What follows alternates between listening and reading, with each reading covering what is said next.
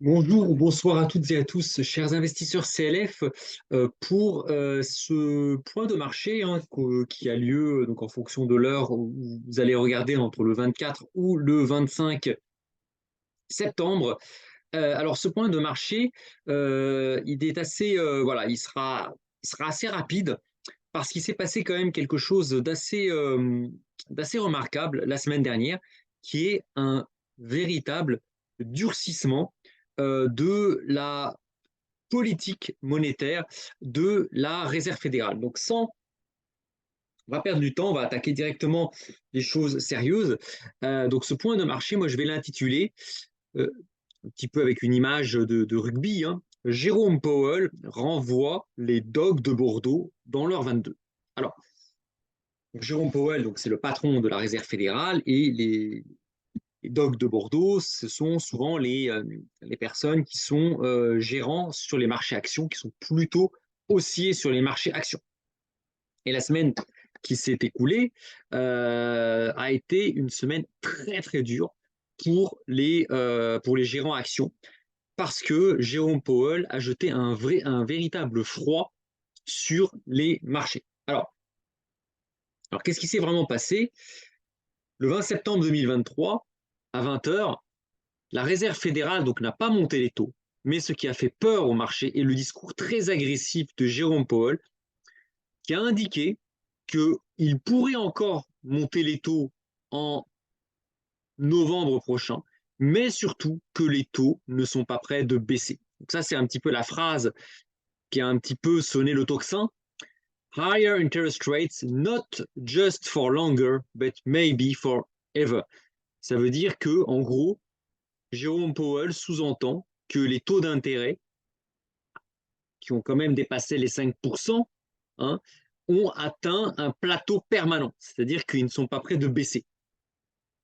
Et ça, c'est une phrase qui a terrorisé les marchés, parce que les marchés, eux, se disaient, bon, bah, plus vite les taux monteront, plus vite ils rebaisseront. Et là, Jérôme Powell a dit, non, non, non, non, non, les amis, les taux ne sont pas prêts de baisser. Or, maintenir des taux à plus de 5%, des taux courts, des taux monétaires, bah ça, ça met dans la panade tout un tas de classes d'actifs, notamment les actions, qui finalement se retrouvent en difficulté. Si vous avez le choix entre acheter une action qui va vous donner un rendement de allez, Tesla, de Microsoft, ou même LVMH qui va vous donner un dividende de 1 à 3%, 4%, soyons gentils, avec un risque de volatilité, avec une obligation sans risque qui va vous amener du 5%, 5,5%, sans risque. Bah, forcément, les actions ont un concurrent très très sérieux, c'est à savoir le marché des taux d'intérêt. Et donc cette phrase a provoqué une chute brutale des marchés actions, une tension sur les taux d'intérêt, parce que les taux ont continué à monter la semaine dernière, et une remontée de la volatilité. Alors là, ce qui inquiète les marchés, c'est pas tant une poursuite de la forte hausse des taux. Les taux sont passés de zéro hein, en 2021, la fin de l'année 2021, à plus de 5% aux États-Unis en 2023. Donc on se doute bien que les taux ne vont pas aller à 10%. Donc l'essentiel du crack obligataire, il a lieu. On sait que sur les obligations, sur le prix des obligations, on est quasiment à des plus bas. Et a priori, on peut peut-être baisser encore un petit peu, mais on va pas perdre 30% ou 20% sur les obligations. Le gros de la baisse a eu lieu. Mais maintenant, ce dont les investisseurs s'interrogent, c'est quand est-ce que la Réserve fédérale va baisser les taux pour que l'on puisse raser gratis, entre guillemets. Parce que c'est ça que les marchés actions attendent. Les marchés actions, ils ne se posent pas la question de savoir s'il va y avoir encore 3 ou 4% de hausse de taux en plus. On le sait très bien que les banques centrales ne vont pas encore monter les taux de 3%. Sinon, alors là, c'est la bérésina, là, c'est la catastrophe. Ce dont les marchés ont peur, c'est que les taux se maintiennent à ce niveau, ce qui va finir par pourrir l'économie et les marchés actions.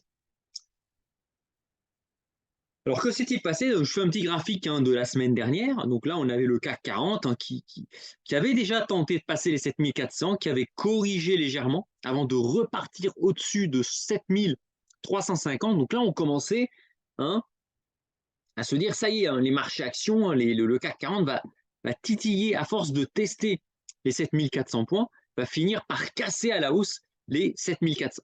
Et puis arrive le discours de Jérôme Powell le mercredi 20 septembre à 20h. Et là, clairement, il dit les taux seront hauts pour très longtemps, avec même une perspective d'une nouvelle hausse de taux en novembre. Et là, boum badaboum, le CAC 40 perd quasiment 100 points, alors 50 points en quelques minutes, et puis il va ensuite perdre 100 points dans les 2-3 heures qui vont suivre ce discours. Et il va continuer à baisser et terminer la semaine, donc le vendredi 22 septembre au soir, il va terminer la semaine à 7147 points. Et donc là, ça a été, on était, alors que le CAC 40 titillait la résistance des 7400, un discours de Jérôme Powell en 2 jours va précipiter le CAC 40 sur une très forte zone de support. C'est la zone, ce que j'appelle la zone défendue par les dogs de Bordeaux, qui est une zone de support extrêmement important.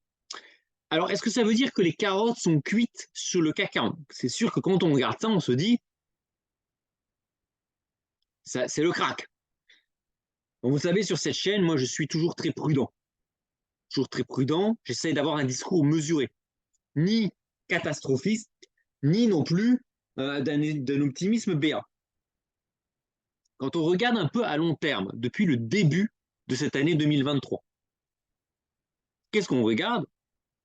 On regarde qu'à chaque fois que le CAC 40 est venu taper cette zone des 7100 points, donc situé à peu près entre 7050 et 7150, on a eu des forts rebonds. Hein, on a eu ici un premier fort rebond à la fin mai, début juin, fin juin, courant juillet, en août, début septembre. Donc on a à chaque fois de forts rebonds des marchés d'actions sur cette zone-là. Et donc évidemment, le CAC 40 peut très très bien encore nous surprendre. Hein. Plusieurs raisons à cela. Premièrement, quand on revient sur le graphique, on voit sur le graphique le RSI que le CAC 40 est quasiment en situation de survente. C'est-à-dire qu'on a beaucoup de gens qui ont vendu massivement le CAC 40, dont certains ont sans doute vendu à découvert. Donc il y a des chances que maintenant, certains vendeurs à découvert décident de prendre leur profit autour de cette zone des 7100 points. Donc ça, on sait que l'histoire boursière a montré que c'est lors des situations de survente que les rebonds les plus spectaculaires peuvent avoir lieu. Premier point. Deuxième point, inutile de vous faire un dessin, le CAC 40 se situe à un niveau de support majeur. Hein, la zone des 7100 points est une zone de support majeur qui n'a jamais vraiment été enfoncée depuis, depuis le printemps de cette année. On n'a jamais réussi à enfoncer cette zone. Donc, le graphique montre aussi qu'on a eu énormément de mèches basses. Alors, qu'est-ce que c'est que des mèches basses? C'est des incursions dans cette zone suivies de forts rebonds. Donc ça veut dire que les acheteurs sont vraiment présents et travaillent cette zone. Les acheteurs ne cèdent pas sur cette zone-là. Donc, il y a encore un potentiel d'acheteur qui est prêt à acheter sur cette zone. Et enfin, dernier point, ça c'est un petit peu mon expérience qui part, les gérants actions, notamment les gérants actions des compagnies d'assurance vie qui détiennent une très grosse partie des encours des Français. Hein. Donc la dette des Français, hein, la dette de la France, c'est 3 000 milliards d'euros de dette et les encours détenus par les assurances vie, c'est 3 000 milliards. Donc c'est énorme. Et on sait que ces assureurs, notamment dans les fonds euros, détiennent des actions. Et on sait que ces gérants vont tout faire pour défendre cette zone des 7100 points, qui est un petit peu la ligne Maginot. On sait que cette zone-là va être défendue par les acheteurs, mais aussi par un certain nombre d'acteurs qui n'ont clairement pas intérêt à ce que cette zone soit enfoncée. Pourquoi? Ça, on le verra. les fonds euros, hein, les obligations des fonds euros, hein, sont en forte moins-value. Si jamais le CAC 40 enfonce les 7000 points et va à 6000 points, les fonds euros des assureurs commenceront aussi à être en moins-value sur les actions. Et ça, évidemment, il y a un paquet de personnes qui n'ont clairement pas intérêt à ça. Donc, la zone des 7000 points sera défendue mordicus. Néanmoins, ça c'est une vision personnelle, la zone des 7100 points pourrait finir par céder. On le voit sur un plan graphique, hein, on voit qu'on a des points hauts de plus en plus bas, on a ce support qui tient, mais on voit que les vendeurs pressent. Chaque fois que le CAC 40 rebondit, les vendeurs shortent, les vendeurs contre les acheteurs. Et on voit que progressivement, les points hauts sont de plus en plus bas. Alors les points bas ne sont pas non plus de plus en plus bas, on voit que la zone des 7100 points tient, mais on voit une pression vendeuse qui est de plus en plus forte et qui attaque les acheteurs, hein, de plus à un niveau de plus en plus proche de la zone des 7200 points. C'est un peu comme une partie de ping-pong, hein. Là, ici, on a les vendeurs, hein, ce sont les zones rouges, hein, les zones de résistance, et là, on a les acheteurs. On voit que progressivement, les vendeurs tendent à, hein, c'est un peu comme au rugby, la mêlée, tendent à pousser les acheteurs vers la ligne d'essai, hein. Ils sont dans les 22, ils sont dans les cordes. Donc là, on a vraiment, et puis le discours de Jérôme Powell n'a rien arrangé, il a clairement renvoyé la balle vers les vendeurs qui ont pris la main. Et là, ce sont les Dogs de Bordeaux qui sont en position de défense.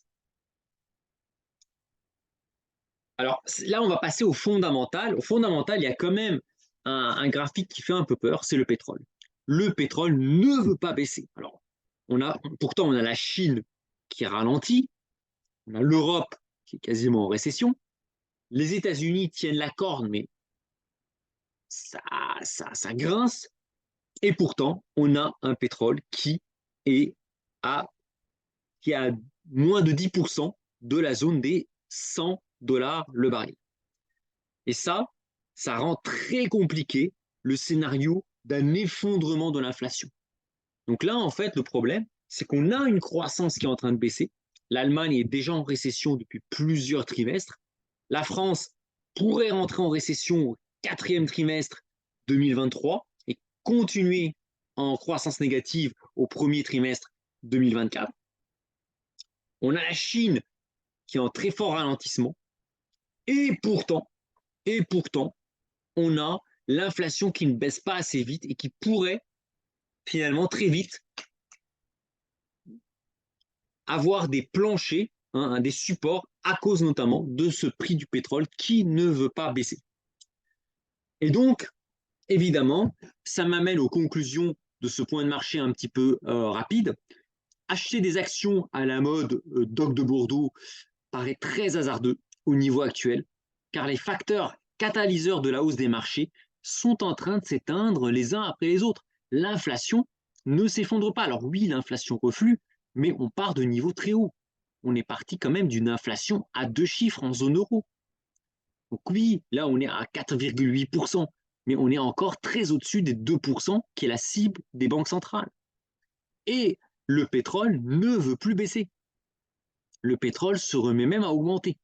Donc ça, c'est assez compliqué. Deuxième point, les hausses de taux intervenues vont commencer à impacter durement l'économie. Ça commence tout juste à impacter l'économie. Il s'écoule toujours entre 12 et 18 mois entre le moment où on commence à monter les taux et le moment où les premières hausses de taux commencent à jouer. Or, on a commencé à monter les taux au début de l'année 2022. En zone euro, on a même commencé à monter les taux à la fin du printemps 2022. Aujourd'hui, ça fait à peu près 12 à 18 mois que les premières hausses de taux commencent à faire leur effet. Donc les premières hausses de taux que l'on a eues en 2022, c'est seulement maintenant qu'elles commencent à faire leurs effets. Et on sait que le gros des hausses des taux sont intervenues à la fin de l'année 2022 et au premier semestre 2023 de cette année. Donc on sait que tout le cycle de hausse des taux va diffuser ses effets au minimum jusqu'à la fin de l'année 2024.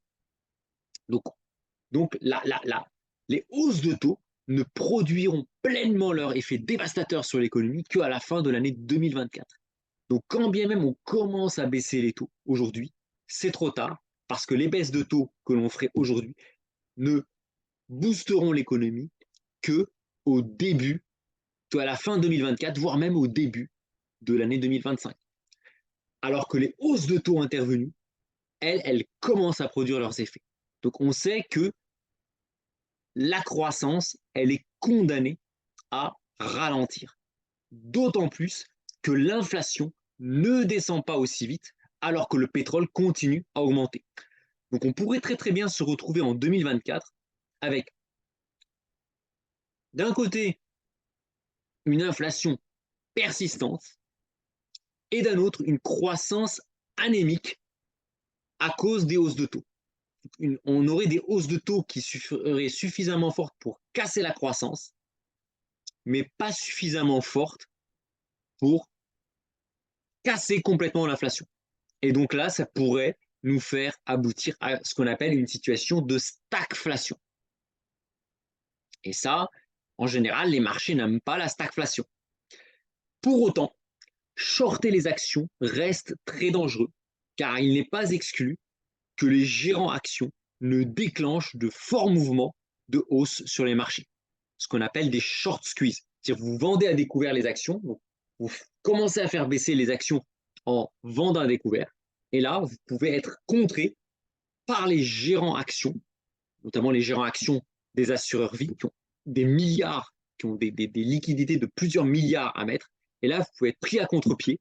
Si vous, en tant que vendeur, vous vendez quelques dizaines, voire même quelques centaines de milliers d'euros en vendant à découvert les actions, si en face, vous avez un gros assureur qui se met à acheter des actions, bah, il peut faire décaler les marchés actions de le CAC 40 de 100 points, 150 points. Et là, vous, en tant que vendeur à découvert, vous vous retrouvez obligé de couper votre position, donc vous rachetez votre vente à découvert et donc vous devenez un acheteur. Donc ça, c'est très dangereux, ce qu'on appelle le short squeeze, c'est-à-dire le piège, hein, une espèce de bear trap. Hein. Et donc ça peut être assez dangereux. Donc shorter les marchés, surtout à ce niveau de CAC 40 à 7100, 7150, 7200 points, me paraît hasardeux parce que cette zone-là sera sans doute défendue par tout un tas d'acteurs très gros, beaucoup plus gros que vous, qui clairement n'auront pas intérêt à ce que le CAC enfonce la zone des 7000 points. Et effectivement, dans ce contexte, le marché obligataire apparaît comme une bonne alternative. Alors, puisqu'on parle de marché obligataire, donc le mercredi 18 octobre à 20h, j'organise un webinaire sur les obligations accessibles à toutes et à tous. Même quelqu'un qui est au collège, à l'issue de mon webinaire du 18 octobre à 20h, pourra comprendre qu'est-ce que c'est qu'une obligation. Et en fait, à l'issue de ce webinaire, je présenterai des alternatives, parce que là aujourd'hui c'est quoi là, est-ce qu'on achète ou on vend les actions? Et ben en fait il y a une alternative à cela. On peut profiter des opportunités qu'offrent les obligations. Mais pour profiter des opportunités qu'offre le marché obligataire, les obligations, faut-il encore comprendre comment fonctionne ce marché? C'est un marché compliqué. Mais moi, je vais essayer de vous expliquer ça de manière assez simple lors du webinaire du 18 octobre à 20h. Voici le lien pour vous inscrire, pour comprendre le marché des obligations et en profiter. Donc là, ça sera un webinaire privé. Et donc, j'essaierai ici de donner des pistes pour comprendre comment fonctionne le marché obligataire, comprendre ce qui se passe dans le monde des fonds euros, des assurances vie architecture fermée, et vous présenter peut-être des possibilités pour profiter de la situation actuelle. Rappelez-vous, il n'y a pas de crise dans laquelle tout le monde est perdant. Si vous regardez dans l'histoire, dans toutes les crises, il y a des gagnants et il y a des perdants. Hein. Il n'y a jamais eu une situation où tout le monde est gagnant ou tout le monde est perdant. Il y a toujours des gagnants et des perdants. Et au moment où je vous parle, il y a des fortunes qui sont en train de se créer. Mais il y a aussi des gens, des fortunes, qui sont en train de se défaire. Et ces situations-là, notamment ces situations de stagflation, peuvent finalement rebattre les cartes parmi les différents investisseurs. Donc, n'hésitez pas à vous inscrire à ce webinaire, ça va être vraiment intéressant. Ça va être vraiment, vraiment intéressant. Je pense que vous allez apprendre pas mal de choses, surtout vous en tant qu'investisseur particulier. Et évidemment, je ne vous lâcherai pas dans la nature, je vous expliquerai un petit peu ce que moi, je peux vous apporter pour vous accompagner sur ce marché qui est le marché des obligations, qui est un marché assez technique, assez complexe à comprendre, mais qui, qui n'est pas non plus impossible à traiter. Encore évidemment, faut-il bien se faire accompagner. C'est sûr, quand on se lance tout seul, moi si je me lance tout seul pour monter un mur, je ne suis pas maçon, ça va être compliqué. Mais si je suis accompagné par des maçons professionnels, bah, je ne suis pas plus bête qu'un autre, bah, il n'y a pas de raison que ça ne marche pas. C'est pareil pour les obligations. Voilà, bah écoutez, en tout cas, je vous souhaite un très très bon début de semaine, une bonne journée, une bonne soirée en fonction de l'heure et du jour auquel vous verrez cette vidéo. Et j'espère vous retrouver très bientôt pour un nouveau point de marché. D'ici là, je vous souhaite, prenez bien soin de vous et je vous dis à bientôt. Salut tout le monde.